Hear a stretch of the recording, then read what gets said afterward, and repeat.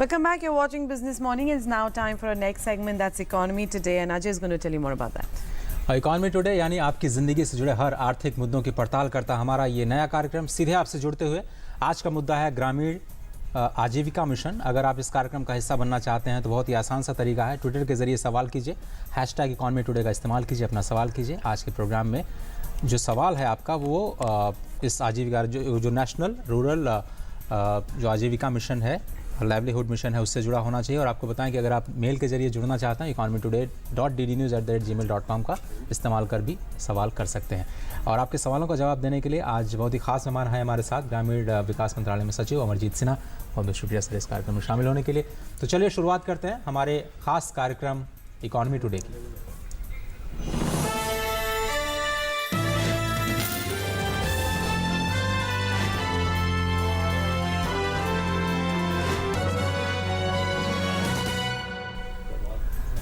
राष्ट्रीय ग्रामीण आजीविका मिशन का लक्ष्य गांव में हर परिवार को प्रशिक्षण के जरिए रोजगार के लायक बनाना और उन्हें जिंदगी के विकल्प मुहैया कराना है। मिशन सरकार के अंत्योदय योजना का अहम हिस्सा है। मिशन के 3 बड़े स्तंभ हैं: गांव में मौजूदा आजीविका के साधनों को और विस्तार और विकल्प देना, रोजगार के लिए प्रशिक्षण के जरिए उन्हें तैयार करना और अपने पैरों पर खड़ा करने के लिए युवाओं को तैयार करना। मिशन के तहत गाँव में महिलाओं के स्वयं सहायता समूह को सस्ता कर्ज मुहैया देने का भी लक्ष्य है। पेश है रिपोर्ट।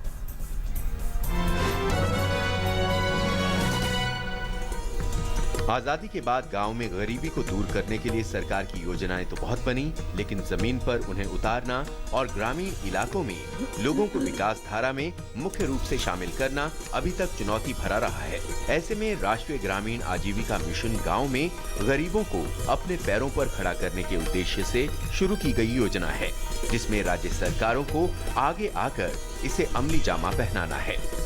कैसे अलग है राष्ट्रीय ग्रामीण आजीविका मिशन दूसरी योजनाओं से? इस मिशन में ग्रामीण इलाकों में प्रत्येक परिवार को शामिल करने की योजना है। हर घर से कम एक महिला को स्वयं सहायता समूह का हिस्सा बनाया जाएगा। SC/ST, अल्पसंख्यक, विकलांगों और घर की महिलाओं पर योजना का विशेष फोकस। आदिवासी इलाकों वाले राज्यों और नक्सल प्रभावित राज्यों को खास तरजीह दी जा रही है। कैसे काम करेगा ये मिशन? गाँव, ब्लॉक्स और जिले स्तर पर स्वयं सहायता समूहों का फेडरेशन बनाया जाएगा। गांव के ही स्तर पर इन समूहों के सदस्यों को अपने पैरों पर खड़ा होने के लिए प्रशिक्षण दिया जाएगा। समूह को सस्ती दरों पर कर्ज मुहैया कराने और बैंकिंग सुविधाओं से जोड़ने की मुहिम है। महिलाओं को 7% की दर पर कर्ज देना इस मिशन का मुख्य लक्ष्य है। अगले 3 सालों में गाँव में महिलाओं को 90,000 करोड़ रुपए का कर्ज दिया जाना है। साथ ही सभी सदस्यों को बीमा सुरक्षा के तहत लाए जाने की भी व्यवस्था की जा रही है। अगले कुछ सालों में 7 लाख ग्रामीणों को रोजगार के लिए प्रशिक्षण की व्यवस्था करने का टारगेट है। राष्ट्रीय ग्रामीण आजीविका मिशन के तहत अभी देश के 462 जिलों के 3,157 ब्लॉक्स में योजना चल रही है। आजीविका मिशन के तहत फिलहाल देश के 3 करोड़ महिला उद्यमियों को योजना का लाभ मिल रहा है, लेकिन योजना की सफलता इस बात पर निर्भर है कि इसके बारे में गांव वालों को जानकारी कितनी है और स्थानीय और राज्य सरकारें इस योजना का लाभ जमीन पर किस तरह से लागू करती हैं। अगर इस योजना को मिशन मोड में लागू किया जाए तो कई गांव में लोगों को गरीबी के दुष्चक्र से बाहर निकालना बिल्कुल भी नामुमकिन नहीं है। अजय मिश्र की report, DD news, Delhi.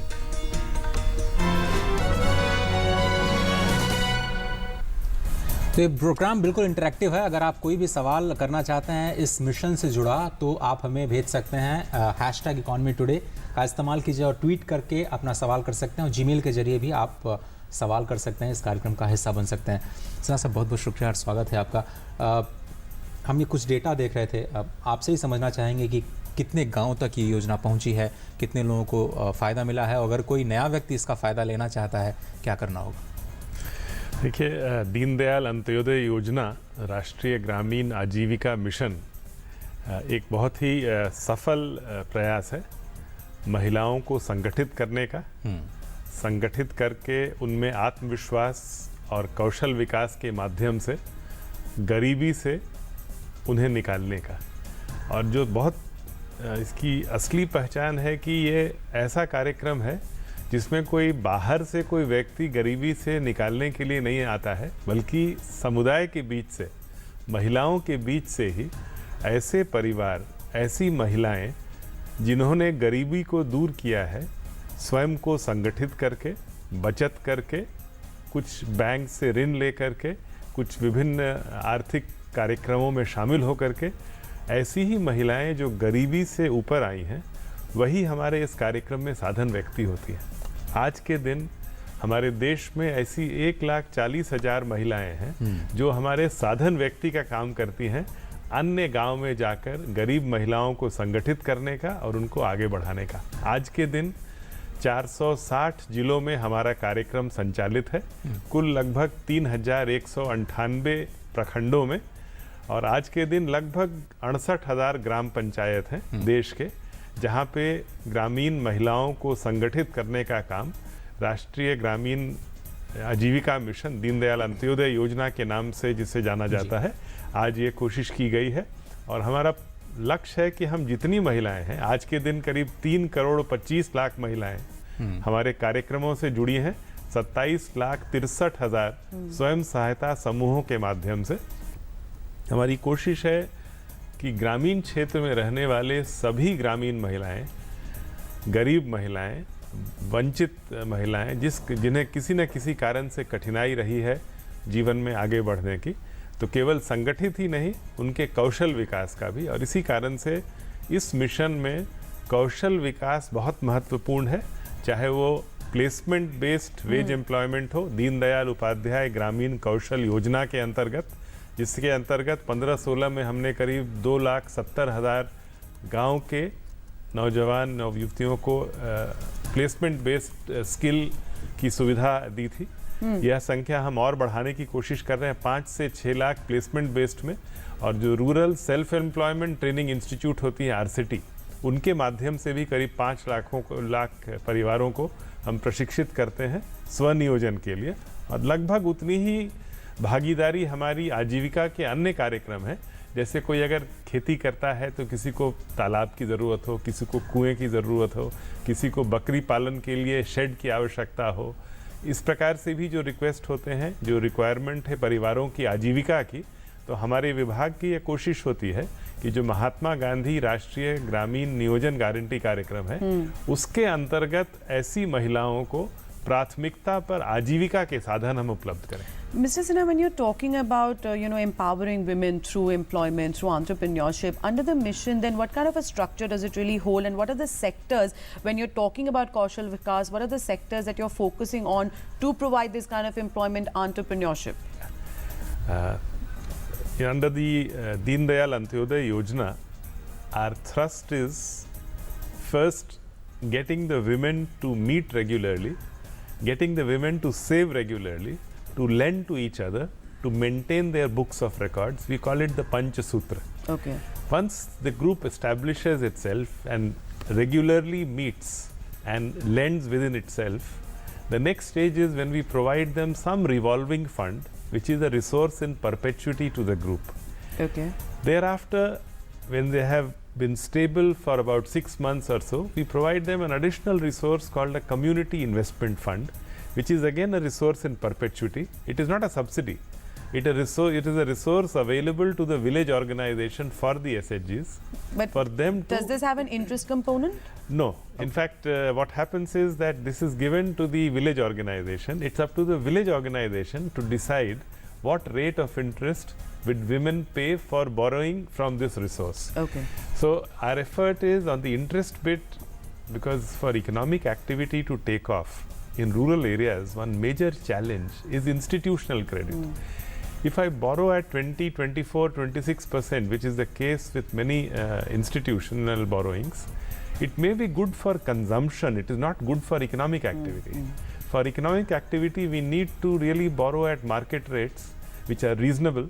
So the policy under the livelihood mission has been that whatever the market borrowing rate, 11% or 12%, we provide an interest subvention to these women, We provide them loan at 7% interest. And when you for talk members about of SHG. perpetuity, I mean, then is there a time frame that we're looking at in terms of paying off that interest component along with the, principal? How does that work? No, in perpetuity it means that the resource is available to the group for a lifetime. We don't take it back from them, but it is not a subsidy.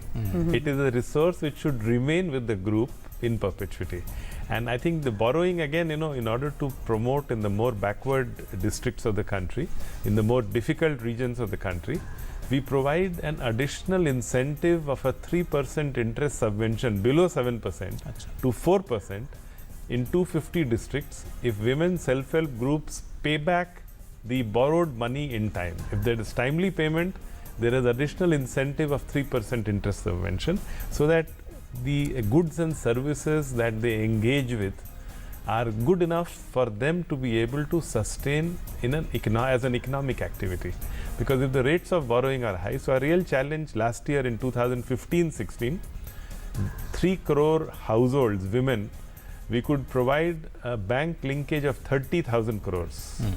This year, we are hoping that it will probably cross 45,000 crores, because across the country, in the initial years, the 4 southern states, Tamil Nadu, Kerala, Andhra Pradesh, Telangana, and in Karnataka, the loans to SHGs of almost 86% of the loans were in these states, because they had very vibrant self-help groups. They still have very vibrant self-help groups, but a lot of the northern Indian states, western Indian states, eastern Indian states have also invested in community processes through community resource persons, through women's group formation. Now the process of formation, it is these community resource persons who go to new villages, organize meetings with the women, explain to them the principles on which the self-help group movement works, enlist them as members, train them, support them, and it is through this process that the program expands. And that is why the expansion of the program, we have not allowed compromise of the basic processes of community formation, institution building, so that it's a resilient group which can withstand shocks and pressures. It's a resilient group which maintains its books of record well. And from a Pancha Sutra of borrowing and lending, we are now talking about a Dasa Sutra, something which Maharashtra experimented with, where the self-help group looks at sanitation, Swachh Bharat, education, livelihood, participation in Gram Sabhas and Panchayats, sustainable livelihood issues for women. So we have now tried to widen the scope, and as I said, we use the MG NREGS resource as a livelihood resource to promote women. Sir मेरे पास कुछ सवाल भी हैं दर्शकों के, उनके सवाल ले लेते हैं। आइए देखते हैं पहला सवाल हमारे इस कार्यक्रम में किसका है। पहला सवाल आजीविका मिशन, ये शुभम हरियाणा से जानना चाहते हैं, आजीविका मिशन सरकार की दूसरी ग्रामीण रोजगार योजनाओं से कैसे अलग है और इन योजनाओं का फ़ायदा क्यों गांव वालों को नहीं हो रहा है, क्योंकि शायद हरियाणा की स्पेसिफिक दिक्कत होगी। मैं ये बताना चाहूँगा कि हरियाणा में कार्यक्रम अभी प्रारंभ ही हुआ है, क्योंकि जैसा मैंने बताया कि कम्युनिटी बिल्डिंग, कम्युनिटी प्रोसेसेस जो हैं उसमें थोड़ा समय लगता है। हरियाणा में भी हम लोगों ने कार्य प्रारंभ किया है, कुछ चयनित प्रखंडों में, बहुत ही सीमित संख्या है उनकी। धीरे धीरे हम इसका विस्तार करेंगे। हमारी जो नीति होती है, हम प्रारंभ में कुछ प्रखंडों को इंटेंसिव ब्लॉक बोलते हैं, उनमें हम काम प्रारंभ करते हैं। इंटेंसिव ब्लॉक और रिसोर्स ब्लॉक के माध्यम से हमारी कोशिश होती है इंटरनल कम्युनिटी रिसोर्स पर्सन तैयार करने का महिलाओं के बीच से। जब एक क्रिटिकल मास तैयार हो जाता है इंटरनल कम्युनिटी रिसोर्स पर्सन का, तब कार्यक्रम का विस्तार राज्य में और तेज़ी से होती है। आज के दिन अगर हम उदाहरण देखें, बिहार राज्य में, मध्य प्रदेश में, राजस्थान में, झारखंड में इनका काफ़ी विस्तार हुआ है इंटरनल कम्युनिटी रिसोर्स पर्सन्स के माध्यम से। उत्तर प्रदेश में भी कार्यक्रम में थोड़ी गति आई है, लेकिन और भी तेज़ करने की आवश्यकता है। हरियाणा और पंजाब में भी कार्यक्रम प्रारंभ हुआ है, उसको भी हम लोग और तेज़ी से विस्तार करना चाहते हैं, क्योंकि जैसा हमने बताया कि ये बड़ा ही इंटेंसिव कम्युनिटी प्रोसेस है, तो थोड़ा तो समय लगता है इसमें कार्यक्रम के विस्तार में, क्योंकि हम उसकी गुणवत्ता से समझौता नहीं करना चाहते। So Mr. Sinha, then in that case, do you also hold awareness camps from time to time in these villages? And when a certain number of women decide to get together, how is that process really starting for them to form that entity which is again recognizable under this whole mission? Who do they contact for that? How do they get together, and the whole process, how does that start? As I mentioned, from the mission side, all over the country, we have 21,000 professionals working at the block and below the block level in clusters and others, working with communities to first bring them together. And as I said, we have about 140,000 community resource persons who are women from the community who have managed to come out of poverty through economic activity and through empowerment and through organizations like the self-help groups and village organizations. Now these 140,000 community resource persons and the 21,000 professionals that we have at the field level, they first and foremost visit the village, organize meetings of the women, discuss with them, persuade them the advantages of a federation, the advantages of forming a self-help group, the advantages of making small savings, the advantages of internal lending, of economic activity and skill formation and development. And it is through this process that we kickstart a participation of larger number of households. Therefore, the critical mass of internal community resource persons is very central to the program. जी sir, हमारा अगला सवाल देखते हैं किसका है, और Gmail और ट्विटर दोनों के ज़रिए इस वक्त सवाल आने शुरू हो गए हैं। देखते हैं अगला सवाल। ये जीमेल के ज़रिए अगला सवाल आया है, आजीविका मिशन क्या केवल महिलाओं के एसएचजीज के लिए? शायद अभी तक केवल महिलाओं की बात चली है। और प्रशिक्षण के लिए कौन सी संस्थाएं हैं जो हमारी मदद कर सकती हैं? अनिल मेहता साहब गुजरात से जानना चाहते हैं। बहुत बहुत धन्यवाद इस प्रश्न के लिए। जी, कार्यक्रम महिलाओं के लिए है, और महिलाओं के लिए कार्यक्रम इसीलिए तैयार किया गया क्योंकि यह माना गया कि अगर घर की महिलाएं संगठित हों, उनका सशक्तिकरण हो, तो बहुत सारे सामाजिक मुद्दे हैं उन पर भी, और विशेष करके हमारे देश में जब महिलाओं के वर्क पार्टिसिपेशन रेट की बात होती है कि विमेंस वर्क पार्टिसिपेशन रेट को हमें और बढ़ाना है अपने देश में, उस ख्याल से भी सेल्फ एम्प्लॉयमेंट के कई विकल्प हमने ढूंढने की कोशिश की है, इसलिए फोकस हमारा उन पे है। लेकिन इसके बावजूद हम ऐसे बहुत बूढ़े लोग जिनको संगठित करने की आवश्यकता है, या निशक्त व्यक्ति, दिव्यांग व्यक्तियों जिनको संगठित करने की आवश्यकता है, तो उनके समूह का गठन की भी व्यवस्था हमने कार्यक्रम में रखी है। लेकिन प्रथमतः हमारी कोशिश महिलाओं को संगठित करने का है, और जैसा हमने बताया कि इसके विस्तार में यह आवश्यक है कि साधन व्यक्ति जो समूह से ही, समुदाय से ही आएगा, उसका विकास एक नियोजित तरीके से हम करते चलें। हमारी कोशिश है कि आने वाले 3 वर्षों में, आज जहां हम 3 करोड़ 25 लाख महिलाओं तक पहुंचे हैं, तो हम 2019 तक कोशिश करें कि हम 5 करोड़ घर तक पहुंचे।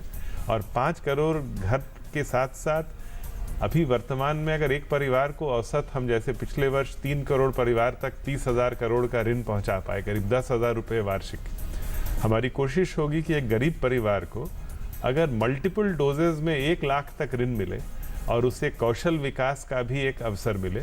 और इसी कारण से हम लोगों ने कौशल विकास के अपने लक्ष्यों को बढ़ाया है, चाहे वो दीनदयाल उपाध्याय ग्रामीण कौशल योजना हो, या आरसीटी की योजना हो, या लाइवलीहुड की हो। बल्कि कोशिश हमारी है कि जो परिवार एक अनस्किल्ड लेबर के रूप में आज Mahatma Gandhi national rural employment guarantee programme में काम करते हैं, हम लोगों ने एक प्रोग्राम शुरू किया था, life project, livelihood in full employment, जिसमें हमारी कोशिश है कि ऐसे मजदूर जो कि बिल्कुल अनस्किल्ड मजदूर के रूप में काम करते हैं, उनको स्किल डेवलपमेंट का अवसर मिले। करीब 25 लाख ऐसे मजदूर जो महात्मा गांधी नरेगा कार्यक्रम में काम करते हैं, उन्होंने अपने विकल्प दिए हैं, और इस वर्ष 16-17 में ऐसे 8 लाख मजदूरों तक हम स्किल डेवलपमेंट को लेके पहुंचना चाहते हैं। हम लोगों ने इस साल 30,000 नए ग्रामीण राज मिस्त्रियों का कोर्स भी शुरू किया है, रूरल मेसन्स का, और 8,000 बेयरफुट टेक्नीशियंस का भी अन्य कार्यक्रमों के अतिरिक्त। आपने पूछा किस प्रकार के व्यवसाय हैं, कुछ तो खास करके जो नए इमर्जिंग एरियाज आज हैं, तो बहुत से तो रिटेल से जुड़ी हुई हैं, जैसे दीनदयाल उपाध्याय ग्रामीण कौशल योजना से कैफ़े कॉफ़ी डे एक उदाहरण है। उनके जो आउटलेट्स होते हैं उसमें गांव के लड़के लड़कियां प्रशिक्षित होकर के काम कर रहे हैं। उसी प्रकार से हेल्थ स्किल्स के भी है, कई ऐसी So we're looking at more tie-ups also with the industry to Yes. try and make that job more permanent for these people. we have options for 3 months to 1 year programs where Okay. we have program implementation agencies from the private sector, from the government, who take the responsibility of placement as well. We insist on a 75% placement of those who come under the Deen Dayal Upadhyay Gramin Kaushal Yojana. All right. So we're going to come back to the discussion in just a bit. Right now we need to take a quick break here on Economy Today, but do stay with us.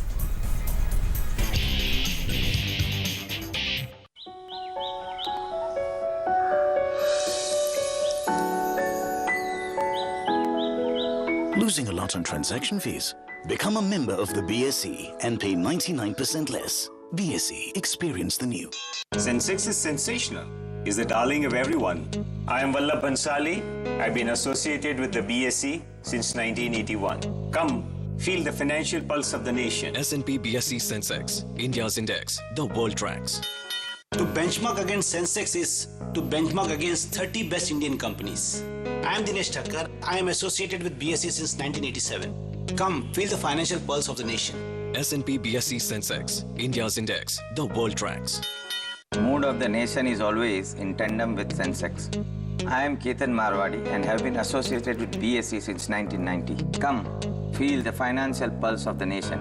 S&P BSE Sensex, India's index, the world tracks. Increase your playing field. Introducing S&P BSE 100, India's most broad-based derivatives traded index.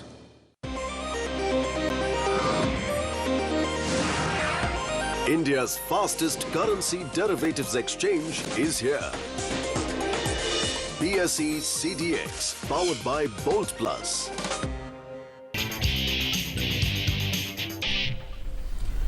स्वागत है आपका। आप देख रहे हैं economy today और आज हम चर्चा कर रहे हैं ग्रामीण आजीविका मिशन की और देखते हैं कि अगला सवाल क्या है हमारे पास इस मिशन से जुड़ा हुआ।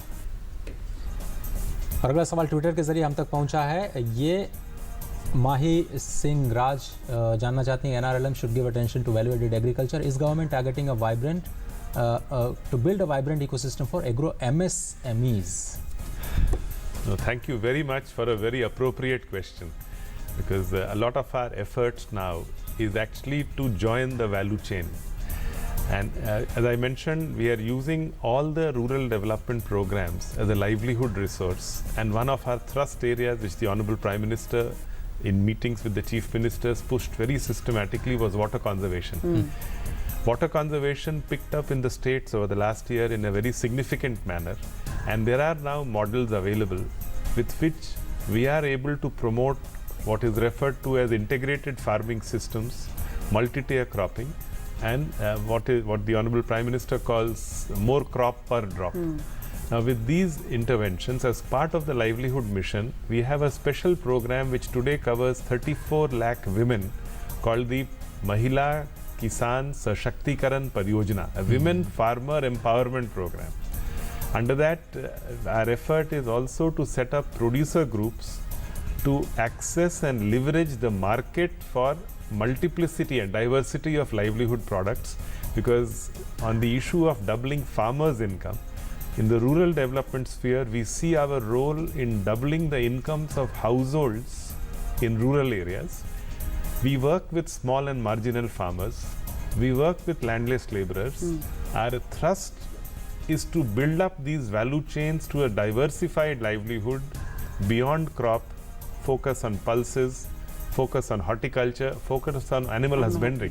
For example, goat rearing, the community cadre under the livelihood mission of Pashu Sakhis, Paravets, has been a very successful one in Jharkhand, in Maharashtra, in many states. So what we are trying to do is to leverage integrated farming system approach to also join value chains. And the suggestion about the agri MSMEs, I think this is something which we are working on in partnership with other departments, with more and more producer organizations. सब बहुत कुछ सीखने को मिल रहा है इस पूरे discussion के जरिए और बहुत सारी कहानियाँ इस मिशन से जुड़ी हमें पता नहीं है, उस पर हम ज़रूर फोकस करेंगे। आइए देखते हैं अगला ट्वीट किसका है और क्या जानना चाहते हैं। शायद संजय जी हैं, आइए देखते हैं उनका सवाल। तो ये संजय जी जानना चाह रहे हैं कि how can skill development mission will help rural jobless people. ये इसका जवाब तो आप एक तरह से थोड़ा बहुत दे ही चुके हैं इस कार्यक्रम में। But sir, if I could add on to the earlier tweet that we had, and particularly when we talking about market access and we were talking about self-help groups, then if they get together and they come up with a business idea and it works, then how do you help in providing market access for the products that they're actually creating as well? In fact, besides doing it in all the livelihood self-help groups, we've started a special program called the Startup Village Entrepreneurship Program. Currently, we have covered about 70 odd blocks. We'll expand it. But in these blocks, we have put national resource agencies which have helped us to identify about 1200 to 2000 different small livelihoods and small marketing enterprises. What we are trying to do is to link them with a knowledge partner. What we are trying to do is to provide them the linkages for economic activity through bank loans as also a higher community investment fund. But most importantly, we are also providing them the services of managers for marketing who can help them to link with the markets better. Clearly, this is a challenge for us. How do we leverage a global world where value chains can be created, and a large number of professionals, we are bringing them into the program, and I'm confident that we already have success stories in many regions. In Bihar, for example, this year producer organizations traded their maize on the NCDEX to get a better price for the members of the self-help groups. Likewise, if you go to Osmanabad in Maharashtra, which was known for its goatery, goat meat in particular, the SHG women no longer sell it by eye estimation, they sell it by weighing. And that itself increases the incomes to these households. So I think it's important to build the value chains to ensure that producers, we are also trying to work with producer companies in the dairy sector. Okay. Sir कुछ और भी सवाल आ रहे हैं, हम कोशिश कर रहे हैं जल्दी जल्दी ज़्यादा से ज़्यादा सवाल लिए जाएं। आइए देखते हैं अगला सवाल। और ये सवाल जीमेल के जरिए अभी भी पहुंचा है, क्या ये योजना जम्मू कश्मीर स्टेट में है? संदीप शर्मा, ये तुरंत अभी ताज़ा सवाल है। जी हाँ, जम्मू कश्मीर में भी ये योजना है। मैं बताना चाहूँगा, जम्मू कश्मीर में हिमायत नाम से जो कार्यक्रम चलता है वो भी दीनदयाल अंत्योदय योजना आजीविका मिशन का ही हिस्सा है। हिमायत कार्यक्रम के अंतर्गत हम लोगों ने लक्ष्य लिया था 1 लाख जम्मू कश्मीर के नौजवानों को, महिलाओं को, पुरुषों को दीनदयाल उपाध्याय ग्रामीण कौशल योजना की तरह प्लेसमेंट बेस्ड वेज एम्प्लॉयमेंट उपलब्ध कराने का। हमने करीब 65,000 लोगों तक इस कार्यक्रम को पहुंचाने में हमें सफलता मिली है और अच्छे परिणाम मिले हैं। राज्य में और राज्य के बाहर भी नौजवानों ने, महिलाओं ने प्लेसमेंट बेस्ड वेज एम्प्लॉयमेंट में शामिल हुए हैं। सेल्फ एम्प्लॉयमेंट के लिए भी करीब 4,000 नौजवानों के, महिलाओं के साथ हम लोगों ने काम प्रारंभ किया है जम्मू कश्मीर में, और हमारी अब कोशिश है इस वर्ष भी हम और तेज़ी से इस कार्यक्रम को आगे ले जाएं ताकि ये दोनों अपॉर्चुनिटीज़ वहाँ मिले। जहाँ तक सेल्फ हेल्प ग्रुप्स का प्रश्न है, वहाँ भी प्रारंभ हुआ है कार्यक्रम पिछले 2 वर्षों से और धीरे धीरे अब गति आ रही है उस कार्यक्रम में। कुछ अच्छे परिणाम भी आए हैं, लेकिन जैसा मैंने कहा कि कम्युनिटी बिल्डिंग प्रोसेस जो है, इंस्टीट्यूशन बिल्डिंग प्रोसेस जो है, इतना ज़्यादा ह्यूमन रिसोर्स इंटेंसिव है कि थोड़ा समय उसमें हमें लगता है, क्योंकि हम अपने गुणवत्ता से समझौता नहीं करना चाहते हैं कम्युनिटी प्रोसेस को। लेकिन निश्चित रूप से आने वाले साल 2 साल में एक यूनिवर्सल कवरेज की कोशिश भी है ताकि ज़्यादा से ज़्यादा महिलाएं हमारे कार्यक्रम से जुड़ सकें। सर, अंतिम सवाल हम ले पाएंगे इस कार्यक्रम में। आइए देखते हैं हमारा अंतिम सवाल ट्विटर के जरिए क्या है। और ये सवाल है अनिल दुबे जी का, योजना के निरीक्षण के लिए क्या आधारभूत संरचनाएं हैं, किस तरह से काम किया जा रहा है, कैसे पता चलेगा? एक तो प्रथमतः ग्रामीण विकास के क्षेत्र में मैं बताना चाहूँगा कि हम लोगों ने जो एक गवर्नेंस का जो फ्रेमवर्क है, माननीय प्रधानमंत्री जी ने जिसको बार बार जिस पर बल दिया है, तो हमारी कोशिश ये है कि हमारे कार्यक्रम में सभी तरह से पूरी पारदर्शिता हो और उसका अनुश्रवण, उसकी मॉनिटरिंग भी नियमित रूप से हो। प्रथम कदम के रूप में यह कोशिश होती है कि हमारी वेबसाइट जो है वो एक ट्रांजैक्शन MIS के तौर पे हमारे MIS के माध्यम से ही पूरी जानकारी हम लोगों तक पहुंचा सकें। कार्यक्रम का समय समय पर मूल्यांकन भी हो। राष्ट्रीय ग्रामीण आजीविका मिशन दीनदयाल अंत्योदय योजना का एक राष्ट्रीय assessment institute of rural management Anand द्वारा अभी किया जा रहा है, जिसकी रिपोर्ट भी हमें जल्दी मिल जाएगी। इसके अलावा हमने व्यवस्था बनाई है, नेशनल लेवल मॉनिटरिंग इंस्टीट्यूशंस हैं, अच्छी अच्छी संस्थाएं हैं, ICSSR की बाकी संस्थाएं हैं, जो 600 जिले में फील्ड में भ्रमण करती हैं, देखती हैं और उसके आधार पर अपनी रिपोर्ट्स देती हैं। इसी प्रकार से हम लोगों ने पिछले वर्ष से पहली बार एक कॉमन रिव्यू मिशन की व्यवस्था भी प्रारंभ की है, जिसके अंतर्गत हर वर्ष 2 बार साल में हम लोगों ने योजना बनाई है अपनी कि हम 8 से 10 राज्यों में जाएंगे और 2 जिलों में गहन अध्ययन करके समझना चाहेंगे कि कार्यक्रम का कार्यान्वयन कैसा हो रहा है। मुझे विश्वास है कि इनके अतिरिक्त भी जो व्यवस्थाएं खास करके अन्य कार्यक्रमों में भी हम लोगों ने यूज़ किया है, IT DBT की या स्पेस टेक्नोलॉजी की या सोशल ऑडिट की, उसका प्रयोग हम यहाँ भी करते हैं। बल्कि जो महिलाएं हमारी आजीविका मिशन की हैं, उनको एक कोशिश अभी हम लोगों की है कम्युनिटी काडर खड़ा करने का, सोशल ऑडिटर्स का। हम लोगों ने एक कार्यक्रम तय किया है सर्टिफिकेट प्रोग्राम सोशल ऑडिटिंग में, और CAG के सहयोग से ऑडिटिंग स्टैंडर्ड्स भी बनाए गए हैं सोशल ऑडिट के। ग्राम की महिलाएं जो पढ़ी लिखी हैं, उनके बीच से ही एक cadre, community cadre of social auditors भी हम खड़ा करना चाहते हैं, ताकि वो निरंतर अनुश्रवण करें, ताकि पूरी पारदर्शिता कार्यक्रम में बनी रहे। सर बहुत बहुत शुक्रिया इस कार्यक्रम में शामिल होने के लिए। मुझे लगता है कि बहुत सारे और कार्यक्रम करने पड़ेंगे, क्योंकि बहुत कुछ सीखने को मिला और आपने तमाम लोगों के जो सवाल हैं उनके भी लिए बहुत बहुत आपका शुक्रिया। तो आज के इस कार्यक्रम में सिर्फ इतना ही, लेकिन इकॉनमी टुडे में हम अलग अलग मिशंस, अलग अलग योजनाओं पर इसी तरह से चर्चा करते रहेंगे, आपके सवाल लेते रहेंगे। बस आपको हमारे साथ बने रहना है। हमारे DD न्यूज़ के जो स्क्रॉल पर आप देख सकते हैं कि कल का कार्यक्रम क्या है, और ईमेल और ट्विटर के ज़रिए आप इस कार्यक्रम का हिस्सा बनते रहिए। तो फिलहाल इस कार्यक्रम में सिर्फ इतना ही। That's right. We're going to wrap up Business Morning right here, but a quick check on how the markets have been performing in trade before we leave. The markets currently up 189 points at 28,092 levels. With that, we're going to wrap up the show right here. Thanks for joining us. Namaskar.